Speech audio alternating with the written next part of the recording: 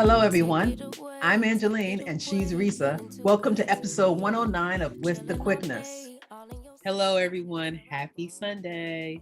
Happy Sunday indeed. Well, beginning today, there'll be a slight change in our weekly sermon coverage of the Potter's House in Dallas, Texas. So let me start by reading an official statement from our podcast. The speculation surrounding the adoption of Miss Cora Jake's second child has come to our attention, and we are saddened by the online statements. Cora Jakes, the eldest daughter of Bishop T.D. Jakes and her former husband, Brandon Coleman, adopted 2 children during their union. As you know, the With the Quickness podcast features weekly post-sermon commentary on the Potter's House in Dallas, Texas, and First Baptist Church of Lincoln Gardens in Somerset, New Jersey. Neither Resa nor I know anyone in the Jakes family personally, nor are we in communication with Michelle Loud regarding her allegations. It is our humble prayer that the 2 mothers at the center of this situation find a resolution privately, whether it is in a courtroom or a clergy person's office. Each mother should be heard by the proper authorities so all allegations can be addressed. We realize the adoption process is difficult, but there are many ethical adoption professionals willing to help expectant mothers navigate the process without inappropriate behavior or coercion. Mrs. Loud states she was isolated from such resources, and if that claim is proven factual, we pray the appropriate advocates will intervene. In the interim, we ask our audience to keep the minor child and his siblings in mind before commenting online. Please remember a social media comment sent out in an emotional moment can be saved via screenshot by strangers and reposted, which can make it searchable for decades from now. For our part, we will not comment on the anguish experienced by Ms. Loud and Ms. Jakes, nor will we search the sermons given at the Potter's House for speculated hidden messages directed at Ms. Loud. Instead, starting today, Sunday, July 17th, the With the Quickness podcast will feature a 7-week pastoral series in the Potter's House segment slot. As a new podcast, such a programming change may hurt our growth, but we are committed to elevating new and rededicated followers of Jesus Christ with sermons that strengthen their faith. We send our continued prayers to the families of Miss Michelle Loud and Miss Cora Jakes, and ask God to cover everyone with grace. Now, today we'll be sharing our takeaways from the July 17th, 2022 sermons given at First Baptist Church of Lincoln Gardens in Somerset, New Jersey, and Allen Temple Baptist Church in Oakland, California. So Resa, what was your takeaway from Allen Temple Baptist? So my takeaway was being a light into the world. My takeaway from that house of God was God designs the world to be interconnected and interdependent. So we have to rely on each other as we work in our gifts for Christ. What was your takeaway for First Baptist Church of Lincoln Gardens? Is to have faith and courage because God will fight your Goliath, aka like your big problem or your big issue. Okay. My takeaway was God is the master of making ordinary things extraordinary. So we can't take credit for, God giving us provisions and things of that sort. It's all from God. So we're going to get more into those 2 sermons a little later, but right now we're going to move on to Resa's playlist. Resa, what's the song of the week this week? Okay, so this week, I really was trying to find something different, something new, something fresh. Mm-hmm. So again, I went into my Tidal app. Again, this is not sponsored by Tidal, but I love you guys. And I came across an artist by the name of Blanca. Mm-hmm. She's from Puerto Rico, and she actually has a new song out featuring Jakalyn Carr called New Day. And she's going to have a new album coming out September 23rd called The Heartbreak and Healing. I have to tell you, I listened to it once you told me what the song was. Mm-hmm. And it had a feel like I could see Sierra singing that song. And I also could see a remix. I'm really hoping they do a remix. They took a real, laid back vibe to the video, but everything in me saying they need to have a feature, contemporary gospel rapper on there, and they need to remix it and just have some good dancing to come out to that song, because that chorus was really, really good. It is like a really good song. I really like it. Yeah, I could see that playing in the cars this summer. I could see, the young people like wanting to dance to it. I mean, it took a real smooth look to it, and I like it was kind of fun, but I want the remix of that so bad. Couldn't you see that as a remix, honestly? Oh, I could definitely see that, like a remix. Like, definitely you would have some contemporary gospel artists, maybe invite members from Maverick City on the track. I don't know. Yeah, maybe. I did notice that it had kind of is this her first album, gospel album? No. So apparently, Blanca used to be a part of a music group called the Group One Crew, but then she separated from them, and then she put out like an EP in 2015. Okay. So this is like her second album, to say. Because I really had to feel like a JoJo vibe at first, her laying on the bed in the video, and she gets up about to start a new day. And I was like, because JoJo had a laid back feel. Like, remember she was in the school in that song Get Out? Yeah, but she was like 13, a laid back though. feeling of her. I know, but she had a laid back thing in her video too about, talking about a guy, and she's all laid back. This young lady had that same kind of vibe, like they're unbothered. Like she was talking about how she's blessed and everything. I was like, look at you. Like, cool vibe. That's why it's called A New Day. Yeah. She stays prayed up. I like that. Had a really cool vibe to it. But I want to have them a little bit. I want to dance a little more. They need to like remix that real bad, because it can definitely be done. And if they found a girl rapper, that'd be even better. It could keep that girl power going. Because when I saw both of them in the video, you said her name is Ms. Carr's first name is what? Is Jakalyn Carr. Jakalyn Carr. When I saw her in the video of Bianca, right? Blanca. Okay. When I saw Blanca and Jakalyn Carr together in the song, it had one of those "hey girl, hey" moments at the door in the video. And I said, two girls hanging out, enjoying themselves as girlfriends. Right. All you need is like a left eye type of mentality, like a rapper right there to remix that song. I would just love it. Three girls just having a great time in the remix of that video and of the song. I'd be like for it all day, every day. I wouldn't be mad about it. I know, right? I think it would have a good feel to it. So if there's a Christian left eye type rapper out there, even a Missy Elliott type, that song will be really, really hype. It's nice now to be even to the next level, if you ask me. Yeah, definitely. And another thing I do enjoy about it too, and maybe you'll agree, is that I didn't know it was contemporary gospel at first. At first I thought Resa had slipped in a regular contemporary song. This is a contemporary pop song she put in here until I listened to the words closer, and I said, oh snap, this is a song for the Lord. Did it hit you like that too when you first heard it? Honestly, it did. So I had to double check to make sure that it was a gospel song. So I pulled up the lyrics. Oh no, it's a gospel song, but it's just one of those that, like, if you're not paying attention to the words, you'll think it's not, but it is. Yeah, your parents would be like, turn that down, think you listen to this the radio or something, and it's like, it's for the Lord. It's okay. You can play that on Sunday, and no one should be mad at you. Exactly. All right. So thank you so much for adding that to your playlist. If you have a song you wish Resa would add to her playlist or give a listen to, please email Resa at resa@withquickness.com. Resa, you had more things going on in the music scene this past week. What's been going on with you? So this past Friday, was a very eventful day. I woke up, I was feeling really good about myself. And for my workouts, I like to use Peloton. Again, it's not a sponsored comment, but again, I do use Peloton because they have a whole bunch of classes outside of cycling. You do yoga, kickboxing, weightlifting, whatever, running, whatever you want to do, right? So one of my favorite trainers, which is Robin Exxon, she was hosting a class, right? And this past Friday, Lizzo dropped her new album. Okay. So, and it's called Special. So she was like, she wanted to have a class, and the class would be a cycling class that would focus on Lizzo's new songs, right?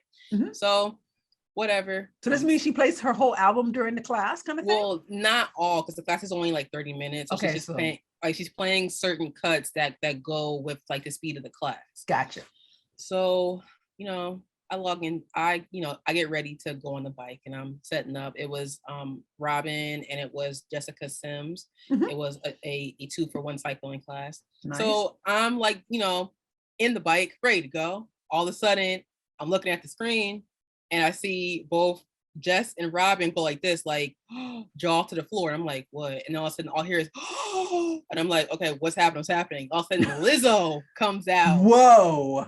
Lizzo comes out. And I was like, wait. So I just thought, right, she was going to walk out and say, thank you for making me like, the Peloton artist of the month. Or I think it might be of the week, 1 to 2. Okay. But, thank you for featuring me. And supporting my new album, whatever, right? Then she comes down like the stairs and she like buckles in to one of the bikes. So I'm like, oh, she's about to like cycle with us. So while this is all going on, I'm also on Twitter, multitasking, because I want to, talk about my excitement. I was excited. Then I realized that apparently Lizzo broke Peloton.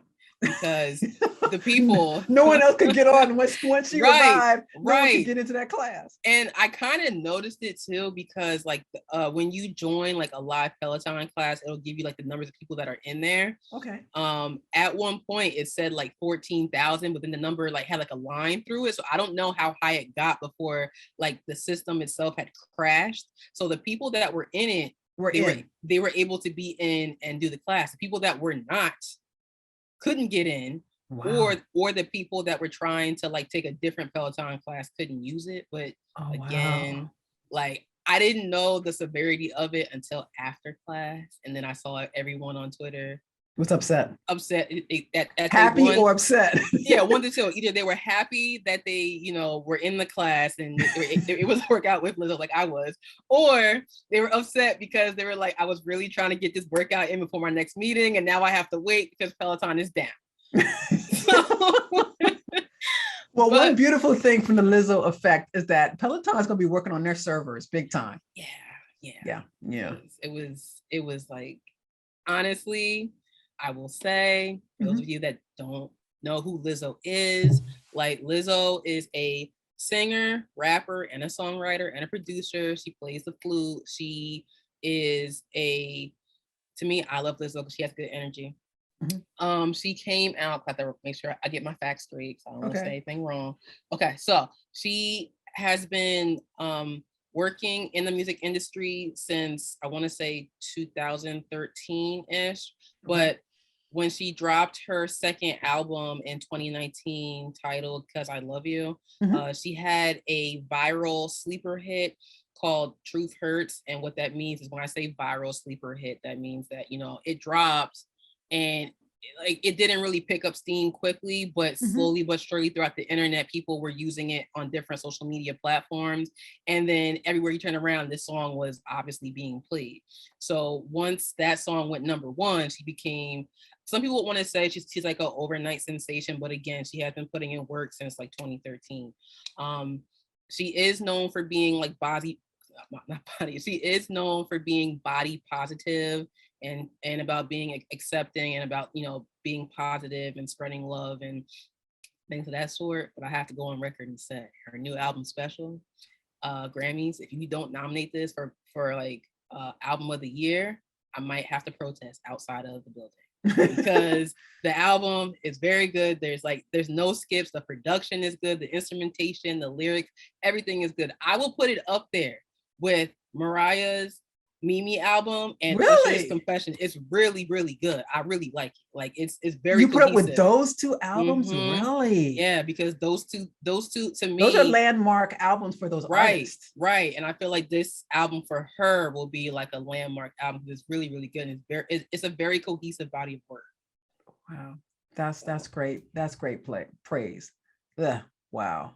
So you got to tell us before you get off the subject. Did she say anything during the workout? Like, was she talking to you guys or making comments, or was she just, when she clicked in, she just worked out and Robin and the other instructor took over the class? So Robin and Jess, like they did do some like rapid fire questions.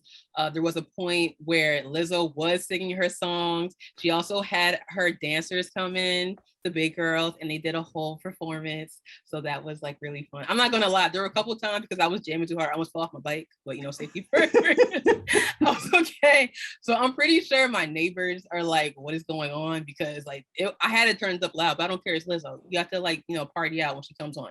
But she was super cool. She answered questions. She was like, you know, super positive. Love Lizzo. Go get the album if you haven't gotten it, or play it on any of your streaming platforms. Like it was that day was the best day that I had in a very long time. Oh my gosh, you were one of them that got into the class. Yeah, lucky, if you would have been a little bit late, you wouldn't have got it. Right. I'm not gonna lie. Like after like taking that class, I wouldn't mind going to a Lizzo concert. So Lizzo, if you're listening, or if someone that works for you is listening, slide me a ticket. You know. Oh my gosh, you did not use our podcast to Why try not? to get a ticket. Why not? Just saying. Right. Lord, just please work on her heart. You know, she's rededicated. She's still trying to get things together, but every now and then she gets happy and she wants people to throw stuff at her. And if it comes to her, let it be blessings from you, Lord, that she does get, you know, something from Lizzo. Otherwise, we're just gonna stay on the hustle. I'm just saying, times are hard. Totally understand. Totally understand. Really appreciate that you had actually had a wonderful time and added that little bit in there. I'm sure somebody probably will hear and let her know. You got to shoot your shot in life. So that is the mantra of everybody that is like hustling out here right now. It's like for everyone that's entrepreneurs, it's like, hey, you see an opening, take it. Why not? You miss every shot you don't take. So gotcha. Well, thank you so much for sharing what happened with Lizzo and Peloton, and for giving us a great song of the week to listen to this week. I'm so looking forward to playing that this week, because I've been liking all of your songs. Your songs have been getting really good play with me during the very hard weeks. So let's move on to the main content of our show now. Let's go on to Allen Temple Baptist Church in Oakland, California. Now, I picked this church because it is headed up by senior pastor, Reverend Dr. Jakalyn Thompson. And she is a good friend of my pastor, Reverend Dr. Dante Quick. And she was at his installation. And I was really moved by her sermon that she gave at his installation. So I wanted to take a look at what was going on at her house of worship. And this morning, we saw Dr. Thompson welcoming her saints and the guest pastor, Reverend B.K. Woodson, and B.K. stands for Brian K. Right? She also said that Sister Andrews in her congregation turned 98 years young. Whoa, you know, she's coming closer and closer to that 100, where she'll be featured on the Today Show. I think any moment she's gonna be on the Today Show.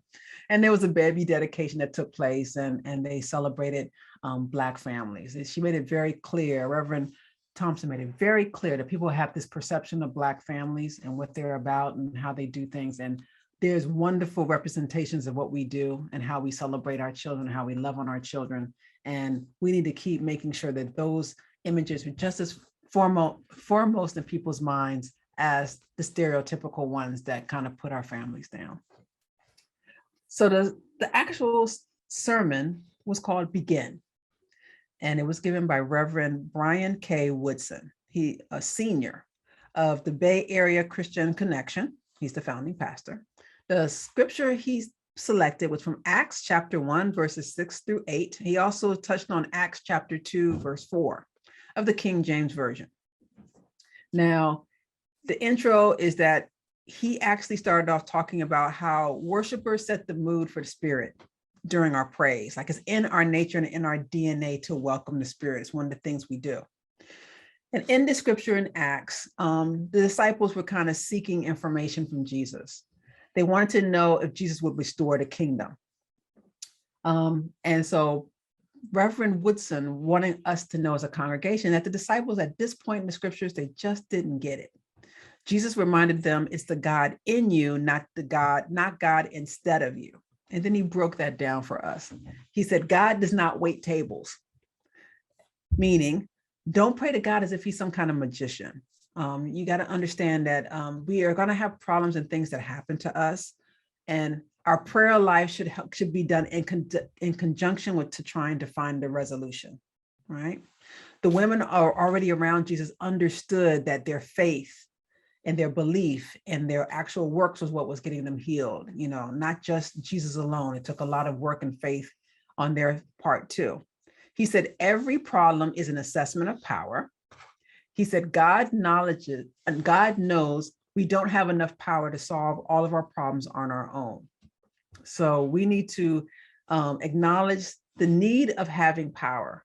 And we need to acknowledge that first step in getting an extraordinary response from God. Reverend Woodson's next big point was that God designed the world to be interconnected and interdependent.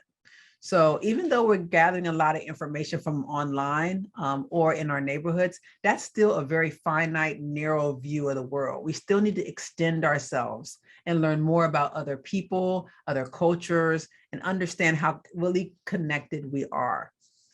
He said, finally, when we all are in one accord and we all must begin to do the work.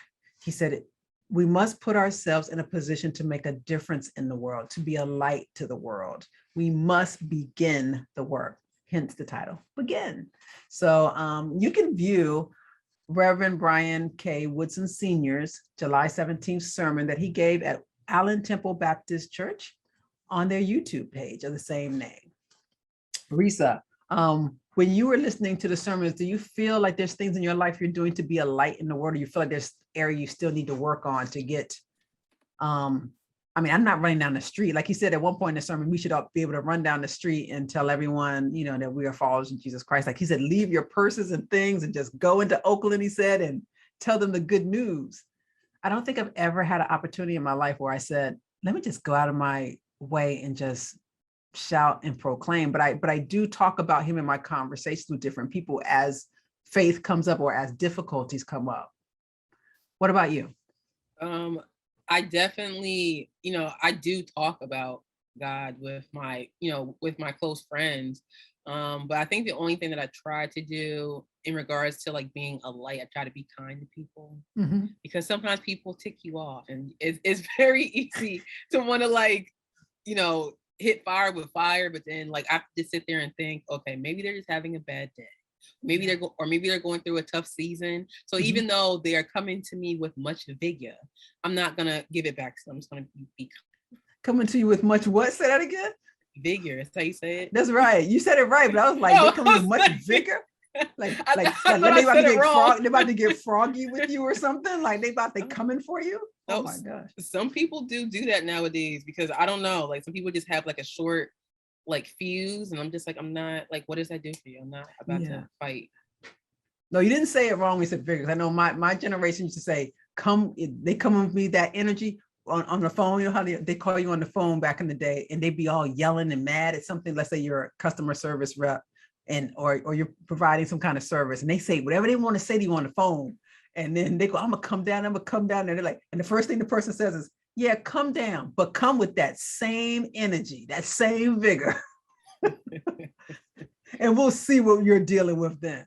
Of course, no one ever shows up because no one wants to do confrontations in person. It's easy to hide behind a screen online like trolls do, or to be very mean and irate on a phone, right, compared to being in someone's face. Now, our society, as American society, is getting more, they're doing it more in person now these days, which is kind of scary. Yeah, because the new thing, so for my generation, we have a term called on-site.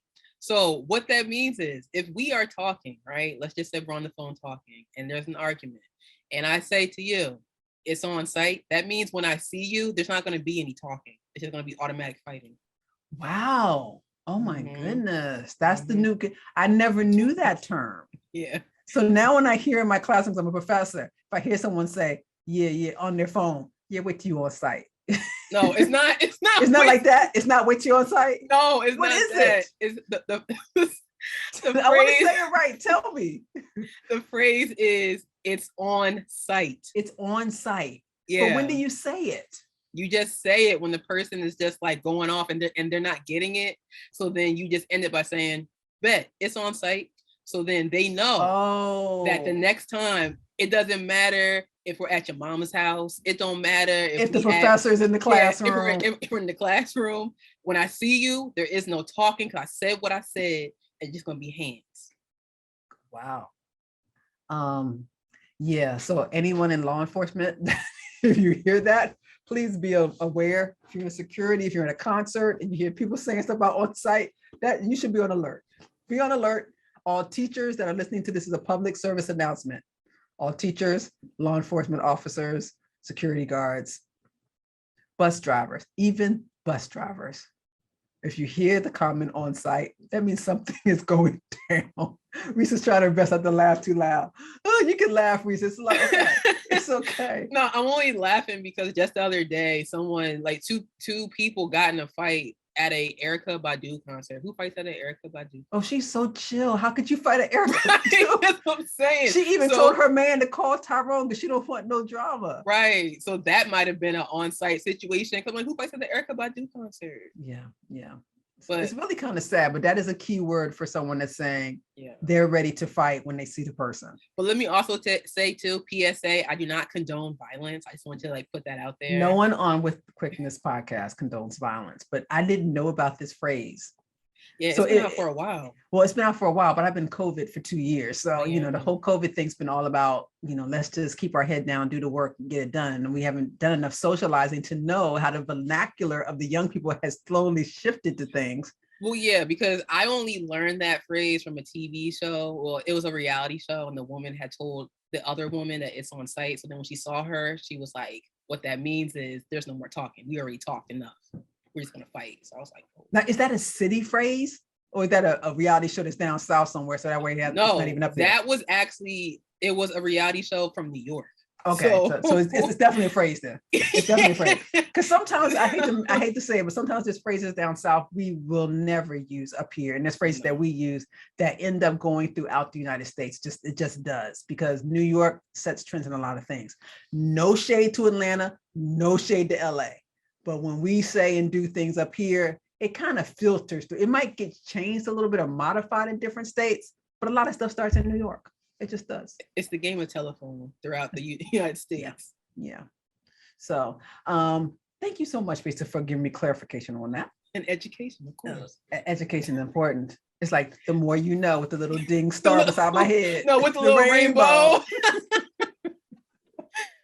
All right, let's go on to the next sermon, which was given at First Baptist Church of Lincoln Gardens in Somerset, New Jersey. Before we get there, though, let's talk a little bit about how they opened up Sunday services. The praise and worship singers set the tone in the sanctuary, along with the mime ministry. They had mimes, and it was they had a beautiful song. I can't remember the name of it at this time, but if you listen to the broadcast, you'll actually see. I believe the music cut in a little bit late on the broadcast that they were doing the live stream, but the mimes were absolutely excellent telling their story. You can definitely tell what they were trying to convey. They were that good. It was Youth Sunday at First Baptist. So we had 4 children that were presented for a blessing, and the Queen of Morehouse College, Ania Phillips, opened up the services, which was really, really nice. We had our pastor, Reverend Dr. Quick, who talked in the Press My Steward moment about the D-Free Conference, which will be taking place at First Baptist Church from July 27th to July 31st. He also announced something about Dr. Rowe. Dr. Rowe, we talked about before, Risa. Remember, she's the one that was doing a bunch of health stuff, and she's a cousin of Pastor Quick. Yes. Well, her husband passed away, though. So he's asking that everyone please keep her and her family in your prayers, because she lost her husband quite suddenly. He didn't go into details, but please keep her in your prayers. There was a blessing on the youth, since it's Youth Sunday. And Sister Teresa Blair, who is the Director of Academic Excellence Ministry, she presented the FBCLG Honor Roll and Academic Achievement. There were 50 students that were named. I love things that talk about who's doing good in school, Risa. It went all the way for the youngest child in kindergarten, first grade, all the way up to people in college. So it was really, really nice. And she made it clear that the tutors will help anyone that comes seeking help with their academics, which I loved. And then Tyler, who we heard before in another broadcast, he's saying, I'm grateful. His little pure voice. Everybody online, you should go back and read the online chats about Tyler. He was really, really good. I wish I knew his last name. Every time he gets up and sings, everybody's like, oh, I like his voice and he's so good. But they all set the tone. That beautiful intro went right into our sermon, our speaker. And it was Reverend Jyrekis B. Collins. He is an Andover Newton Seminary at Yale graduate. And his sermon was called, "It's Not What It Looks Like." The scripture was from 1 Samuel 17, verse 45 to 47 of the New Revised Standard Version. That's the story of David and Goliath. David spoke before he was struck down by Goliath. And there's so much here in his words in ways that he described how Goliath was daring to defy God. David knew that it was a primary problem and that Goliath was defying the God of Israel. And David just wasn't going to stand for it. He's ready to go up head toe to toe with Goliath. So Reverend Collins started off his sermon talking about the show Manifest on Netflix. I've never watched that show. Have you ever watched that show, Resa?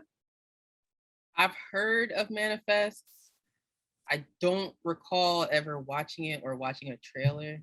Yeah, he did talk. I have to look into it myself because I was not familiar with it at all. So hopefully those out there that know about that do know that Reverend Collins is into his Netflix and he thinks that show is a thumbs up.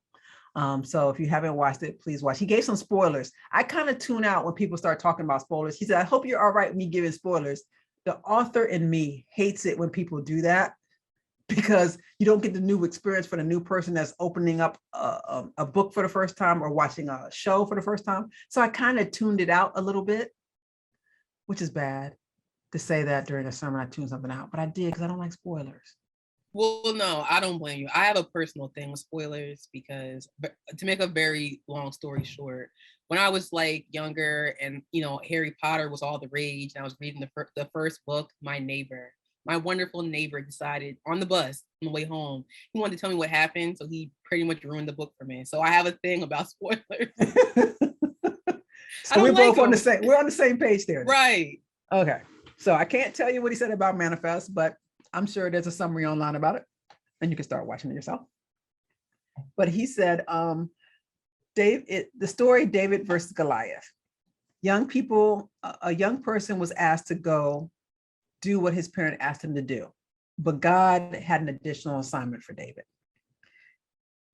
Reverend Collins went on to say, "We also face a lot of stuff, but we have to have courage and faith because God will empower us to defeat our Goliath."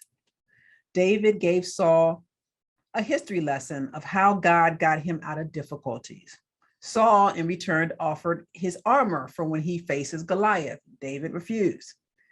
God can take a little bit, like, for instance, a slingshot, a little bit of what we have, and he can increase it. Nobody thought a slingshot was going to take down Goliath. So you might have something in your life that seems small to other people that God can use to and increase it and make it do exactly what he needed to do in your life. Our God is the master of making ordinary things extraordinary.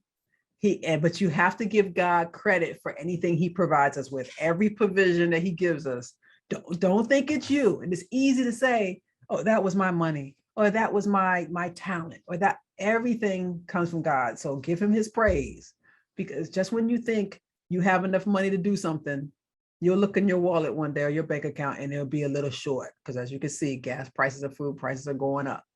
Or just because you think your talent got you in the door, you could be having difficulty with something someone asks you to do that goes beyond your talent, where you have to put in more hard work and dedication to accomplish. So please always give God his props. And you also must have faith at all times in God's power, which can be hard because sometimes you think he's not there, he's not hearing you, he's not listening. And sometimes he's wanting you to put in the work so he can get behind you. We need to also, he said, Reverend Collins also said, stop placing young people in boxes that we don't put ourselves in. So if you're a person that used to drink and used to curse and used to do things, and now expecting your students to be so good and not do any of those things ever, he's like, it's not fair. I don't know if I totally agree with that, Resa. I'm a parent. I don't want you to do any of the mistakes I did. I want to be your cautionary tale for things you shouldn't do. I feel like I shouldn't, say, well, yeah, I did it. I guess you can do it if you want to. I feel like it'd be bad parenting not to say, no, I did it. It doesn't work out. Don't do that. I'm expecting you to be different. What do you think about that? I will say, from my time in college, like at this point, like 5 years ago. Mhm. Every time parents like to like not tell the full truth and they just want to tell you like the cautionary tales, we know you're lying, because they're just like, there's no way you went through your whole entire life and didn't do this or didn't do that. And Well, just wait a like, you're minute, wait a telling minute. me Clutch not my to do it. pearls. Are you telling me my cautionary tale stories were not the whole truth?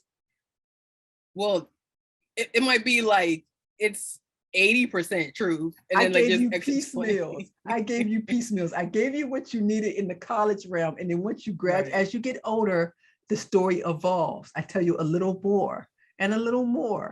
And then by the time you're a grown woman with 4 kids, I'm thinking, you know the whole story by then. So that's a new way that we're storytelling. That's the new way we do it.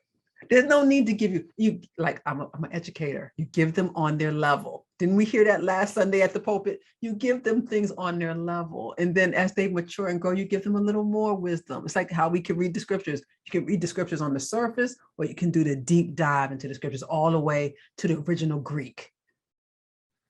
Why would I give you the original Greek of my life yet, Resa? I gotta wait. That just reminds me when parents ask their adult kids certain questions, or they want to go back and talk about certain stories, and then we also add on to the story as we get older, because we're trying to like give you the full pieces. Oh, of course you do. Like when I found out about your sister's tattoo. Didn't find out about it when she got the tattoo. Found out about it later. I'm like, I had this rule, and all of a sudden it's like, she's sitting in my office. She goes, I got a tattoo. I'm like, oh, you do? I've never supported that, but did I have a tattoo too? Yeah. I have one. I don't know how many she has, but I had one little one. I have none because I don't like needles. I know. But the thing is, I did it. And so because she knew I did it, and even though I told her at the time, oh, I did it, but I do regret it, and you guys should never do it. You see what still happens. You guys do stuff anyway. But see, I don't think that's always the case, because just because you guys said you did it doesn't mean, oh yeah, well, I'm gonna do it too.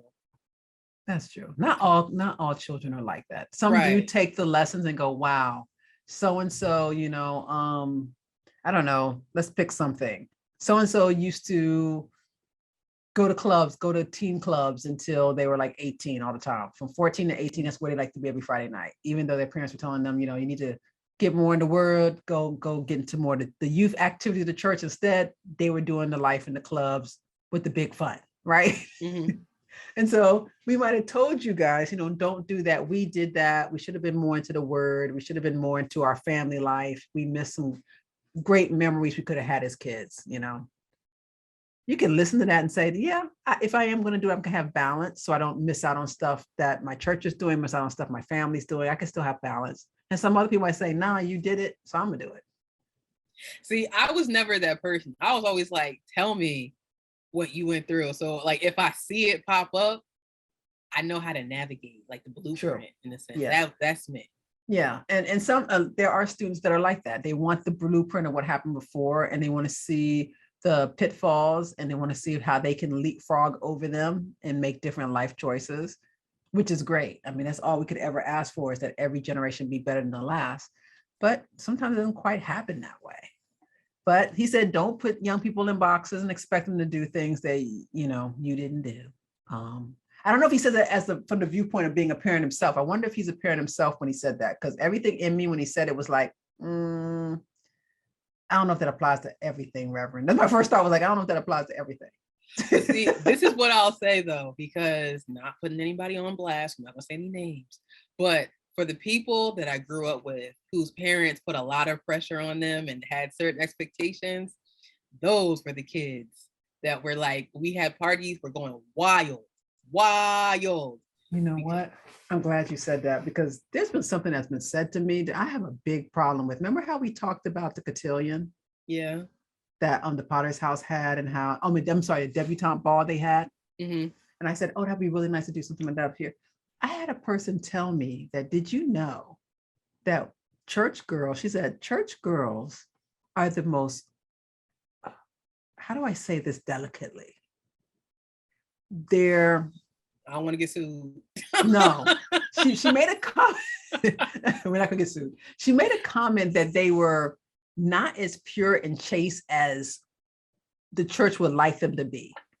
and that people, young gentlemen, that, you know, like to push the envelope and like to take risk with young women, like sexually, they would look for church girls because they were racier than other girls and doing things that other girls probably. And I was like, come on. I said, that's not true. And she said, that's true. And then I'm watching, my husband was watching some kind of soap opera that deals with some kind of church stuff. And I was like, you gotta be kidding me. The raciness they're showing to people in the church. And I was hoping that it's a fictional thing and not, and maybe we're from an older generation. I'm hoping, because she was talking about an older generation, that this stuff in the past, you know, 70s, 80s, 90s, we're talking about, right? I don't know if today people still consider young ladies in the church being just as promiscuous as some young women that are in, you know, other situations. Have you, I mean, you're 5 years removed from college. So are you saying, do you think there really is no difference if a person goes to church or not with their promiscuity and with their chastity or not right now? See, I feel that there's like, for me personally, I feel like it doesn't matter if you are going to church on a, you know, on a weekly basis or not, but word on the street, I've heard some people still think of that ideology that like, oh, if this person is like a church person, they're like undercover like freaks because like, you know, they do a lot of stuff because it's still that notion of, oh, they're trying to be perfect, but behind closed doors they're doing like everything. And I'm just like, well, that's not always the case. So some of it could be conjecture and rumor and just gossip, and people want that persona to be, it could just be something that some people are just saying and perpetuating an image that might not be true. Or it can also just be people are people. You have people that are chaste and unchaste in church and out of church.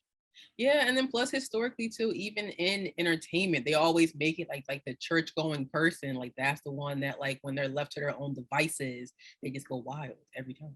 Yeah, everybody has this image of that they're so repressed and so controlled that in actuality they're drinking and smoking and swinging from poles. I don't even know they think that, but they do. And so I feel for, because people just pray for our pastors and the leaders of the church. Pray for Reverend Dr. Quick. Pray for, you know, this Reverend Collins that got up and spoke, and Reverend, I think his name was Woodson. Yes, Brian Woodson Sr. Pray for all of them, you know, and Reverend Thompson, Jackie Thompson, because I really feel that we're only scratched the surface of what they have to deal with all the people that they are in charge of ministering to and leading and advising. So I would like to think, even though we don't put people in boxes, I would like to think that, you know, the young ladies that are coming up in my church, I mean, we had a lot of beautiful youth that stood up. I would like to think that every one of those young men and young women are trying their best to live their life for the Lord. And not doing any like, okay, I'm standing here because my parents want me to stand here and I'm gonna go home tonight and stay online and do what I normally do with my life and with my friends. I just feel like people shouldn't like place any expectations on people just because of what they do. Yeah. Now, Reverend Collins went on to explain that he had difficulties, but God kept him. He talked about being in college and having his Morehouse College undergraduate student loans paid for by Robert Smith. He was one of those graduates during that commencement ceremony when Robert Smith was presiding. When Robert Smith spoke and actually said he was paying for all the student loans of everyone. And it was great because he was saying, when you listen to the talk, how they were like sleep. He goes, it was graduation at Morehouse, and he goes, it's hot. We were outside, it was hot. And he was like, we were almost like sleep. You know, people were talking and we were like, just get on with it, give us our degree, we're like sleep. He goes, but when he said he's paying for our student loans, we all woke up and said, what'd he say? We were all excited. If that would have happened to me, Resa, I think I would have done a cartwheel right there at graduation. I would have been running around like I got the Holy Ghost, like running around all around, like, yes, yes, yes, he paid for my education, paid for my education. Because that's a big deal to have your students' loans paid off, your undergraduate student loans. You would just be the happiest person on this planet if someone said tomorrow, whatever student loans you got left, Resa, I'm writing a check for it. I'm writing a check for it. Just tell me who to send it to. You would just die. I'm not gonna lie. If anyone watching, kidding. But no, if anyone listening to Resa that wants to pay off the remainder of her student loan.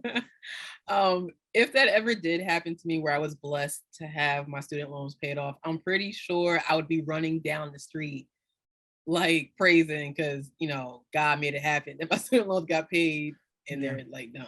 Me too. I mean, undergrad and grad school, I would love to have those be zeroed out. I'm working on it. I would love to have them zeroed out. And hopefully one day God will bless me with that. So for him to have that blessing and share and say that it was all God, totally believe that. Because he said he is a praying young man. He goes, so he knew God answered his prayer that day when that happened. He said, faith is like having credit in heaven. And then he gave the symbolism of a caterpillar becoming a butterfly can be equated to how your faith can transform you.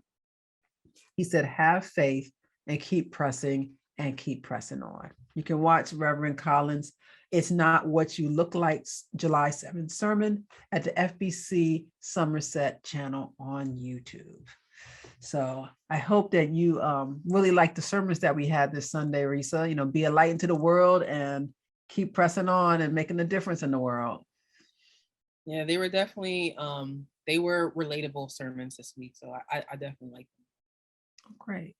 Well, let's move on to our next segment, the screening room. The screening room for this week, I picked Birdie. It came out in 2021. I had a little difficulty because I was like trying to wrestle with our statement this week. And so I was thinking, what movie I want to do? Even just a little while ago, I told me, I don't know what movie I want to do, but I knew I watched some in the past. And I remember watching Birdie. And it was written by Wendy Foy Green, Austin James, and Cameron Johan. It was directed by Gregory Allen Williams.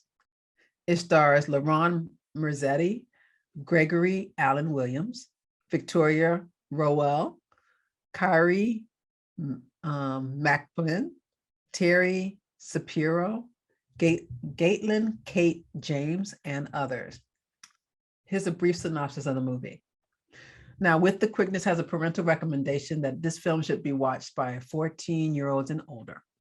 Birdie is the story of a released convict, Luke Bellamy. Luke wants nothing more than to be reconnected to his 8-year-old daughter, but her grandparents struggle to forgive him. See, Luke was in prison for 7 years after crashing a car while driving with alcohol and drugs in his system and killing the passenger, his wife. Luke's daughter doesn't know the real story, but her grandfather can't find it within himself to forgive Luke for the death of his daughter. Luke must come face to face with his past as he struggles to make a life for himself and earn the trust of his daughter and her grandfather. Birdie is an endearing, well-produced movie that champions faith and Christianity while not shying away from reality. It addressed some heavy themes like violence and recovering from substance abuse. The themes of this movie are power of prayer, family struggles, faith, and forgiveness. So if you would like to see the trailer of this movie, you can go to www.withquickness.com and you can see the trailer there. And I hope all of you will give it a try. It is available on PureFlix. That's where I saw it because I have a PureFlix subscription, but they are not sponsors of the With the Quickness podcast. So Resa, do you think you will give Birdie a watch? Yeah. Okay. Just a quick, yeah, you might take a look at it. Last week I did another gentleman that was released from prison was in that story, remember the two twins in that one story from last week with Lynn Whitfield being the mother. And this week I'm doing a gentleman that was released from prison and no one's trying to give him a handout or help. And he's coming up a lot of struggle. And that kind of is how it is when you get released from being incarcerated. Sometimes everyone knows you paid your debt to society and they're willing to help you get back on your feet. Other people have paid their debts to society and some people just do not want to forgive or forget. And it depends on what the crimes were. Like as you saw in the first story last week, the gentleman said, I can forgive everything unless it was a violent crime. Remember? Mm-hmm. And then this week, this gentleman, he killed somebody. It was a violent crime. So I hope you give it a watch. I enjoyed it. And the little girl is so darling. I love anything that shows little people acting. She's so good. She's really good, just charming. Now, the next segment in this spot is called Before the Bema Seat. It always makes Resa laugh or smile because she knows I have no one to interview in this area. And I know she feels sorry for me, as many of you that are listening and watching, but don't, because God has my ram in the bush, and he knows that I will, the floodgates will be open and I will interview somebody. And we do have a person that is going to be doing our podcast, our Christian experience interview, but he has promised to do it when we get to a certain number of episodes. And we made that promise. He made that promise when I first talked about launching the podcast. And I was very appreciative. I said, you know what? That's going to help motivate us to keep it going. And hopefully we'll have great interviews leading up to that. So far, the only interview has been mine. Resa interviewed me 2 weeks ago. So if you care to go back and listen to it, please do. But all we ask is that you come and share a story of your Christian experience that can inspire new and rededicated Christians. You can visit www.withquickness.com and select the Bema Seat tab and fill out our Christian experience interview form. And there you can, after that, we'll schedule you for a virtual interview. You can also email bemaseat@withquickness.com to begin the guest process. I don't know if anyone ever will do that, but I think I'm going to keep hope alive. I'm going to do just like all the reverends have said to me and said, you got to have faith, you got to have hope, and you got to put in the work. The work is we have the podcast on every week without fail so far. Thank you, God, that we've been able to do it every week. And we always announce that the spot is here, because one day there'll be someone that has something to say, even if it's a short story they want to share. It could be a conversion story, how they came into their faith. It could be something that happened on their faith walk that made them question their faith, but something that can help all of us, kind of like bearing your testimony. You know how some churches you get to stand up and bear your testimony? And some brothers and sisters are longer than others, but we all like to do it. Some of us get scared to do it. Some of us want to do it, but the whole time you're scared. We make it a little easier here. We don't interview you on Sunday. Let me make that clear. Maybe that's why we're having some problems. We don't interview you on Sunday. We interview you virtually sometime during the week, and then we insert it into the podcast. So we pick a time that's convenient for you to do it. Okay. And that's usually how it goes. So maybe that'll help me saying that. Some people are thinking Sunday, I'm watching the game, or Sunday, I'm doing this with my family. I don't want to come on Sunday night. We do it. We figure out what works for your schedule and our schedule, and we just record it virtually, and then we put it into the podcast at the time that we're ready to produce it. That's how it works. Okay. Resa, you sure you don't want to do the Bema Seat interview? I did mine. It's not that I wouldn't do it. I just feel like because I am a new, or better yet, I am like reestablishing my walk with Christ. I gotta live a little bit more before I, So you need the stories and you need the interviews to help you, right, more than putting yours out there. Right. Okay, that's a really good cop. I appreciate it. Dang. No, I'm just kidding. I totally understand. And there's no pressure here. Like when it's meant to happen, it'll happen. And I'm going to leave it open like that. I was thinking, because I belong to such a big church of beautiful faith-based people. I mean, the deacons, the reverends, the sisters, the brothers that are there. I thought for sure I would have a couple reverends by now that would have gave theirs, but it hasn't happened. Because maybe they all listen to your music or they listen to the sermons and they jump off the podcast before they get to the Bema Seat. I don't know. So hopefully the ones that really enjoy listening to us, they stay all the way to the end. What do you think, Resa? Hopefully they do. And, if they don't, at least they get a good song for the week. Oh, that was wrong. Just because people love your songs of the week does not mean you have to. That was wrong. Does not mean everybody jumps off after hearing your song of the week. I'm kidding. Okay. All right. Well, I hope you have a great rest of the week, Resa. Thank you so much for being on the podcast with me. I really enjoy having you here. Oh, you're welcome. And I definitely enjoy doing this podcast with you every week. Well, bye, everybody. Hope you guys have a great week. We'll see you next Sunday. Bye, everyone. Have a great week. Just can't stop.